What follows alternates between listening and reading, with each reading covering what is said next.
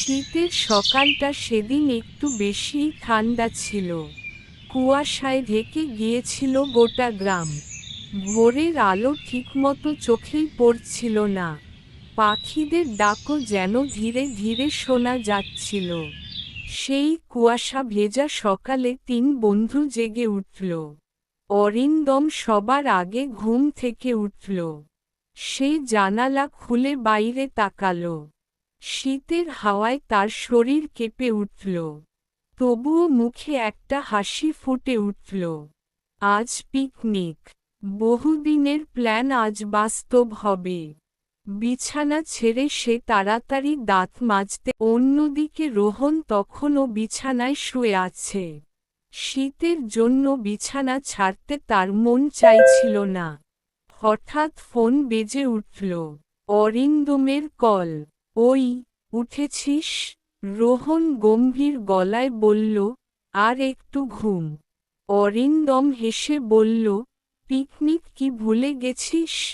কথাটা শুনেই রোহন লাফ দিয়ে উঠে বসল। তৃতীয় বন্ধু সৌমিক তখন ব্যাগ গোছাচ্ছিল। তার মা বারবার বলছিলেন, শাল চাদর নিয়েছিস তো? সৌমিক মাথা নেড়ে বলল, নিয়েছি মা। রান্নার জিনিসগুলো সে খুব যত্নে রাখছিল। চাল, ডাল, মশলা সব আলাদা আলাদা করে। পিকনিক মানেই রান্নার দায়িত্ব তার। বাইরে তখনও কুয়াশা কাটেনি। রাস্তায় লোকজন কম। তিনজন ঠিক করেছিল ভোর 7টায় মিলবে। গ্রামের মোড়ে পুরনো বটগাছের নিচে। অরিন্দম সবার আগে পৌঁছালো। হাতে একটা ব্যাগ। একটু পরেই রোহন এলো, গলায় মাফলার। সৌমিক এলো সব শেষে। বিশাল ব্যাগ কাঁধে। তিনজন একে অপরের দিকে তাকিয়ে হাসল। আজকের দিনটা শুধুই তাদের। পড়াশোনা নেই, কাজের চিন্তা নেই, শুধু বন্ধুত্ব আর আনন্দ। তারা বাস ধরল যাবার জন্য। কুয়াশার ভেতর দিয়ে রাস্তা ছুটে চলেছে। মাঠ, গাছ, বাড়িঘর সব ঝাপসা। মাঝে মাঝে সূর্যের আলো উকি দিচ্ছে। অরিন্দম বলল, এই শীতটাই সবচেয়ে সুন্দর। সৌমিক মাথা নেড়ে সম্মতি দিল। বাস থেকে নামতেই হিমেল হাওয়া। নদীর পাড়টা একদম ফাঁকা। শিশিরে ভেজা ঘাস। পা রাখলেই ঠান্ডা ছুঁয়ে যায়। তারা একটা জায়গা বেছে নিল। বড় করই গাছের নিচে। ছায়া আর খোলা আকাশ একসাথে। প্রথম কাজ আগুন জ্বালানো। শুকনো কাঠ জোগাড় করল রোহন। অরিন্দম আগুন ধরালো।